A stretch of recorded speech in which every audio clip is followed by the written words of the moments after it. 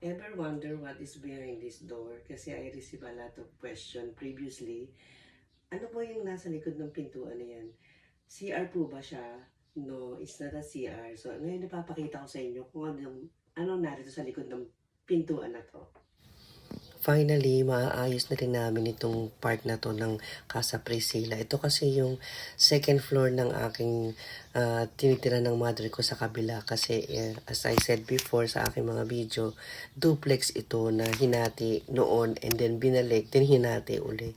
So ito yung sitwasyon, talagang super napakadaming aayusin kasi nga nagmasilya kami. Actually, kumuha kami dito ng gagawa kaya lang hindi kami sinipot. So, wala, no choice. Nakabili na kami ng mga materials.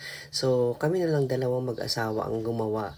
It took us like 4 days to finish this pero very worth it naman kasi talaga namang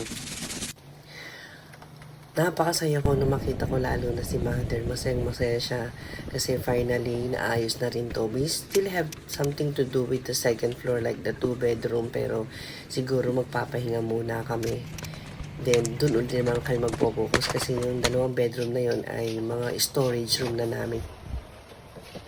So, eto na yung final reveal.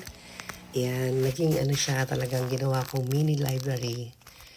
Kasi ang daming books ng aking mother kasi my mother is retired division supervisor for home economics in Laguna. So, ayan yung mga antique niya na book na talagang tinatabi namin at iniingatan namin. So, napakasaya niya kasi finally, yung mga books niya is nasa maayos na uli at malinis. So, enjoy our new project. Ayan na siya.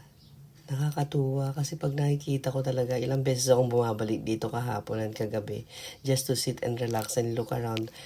Super worth it. Lalo na yung yung gallery wall. Tuwan-tuwa ako doon. So, thank you for watching.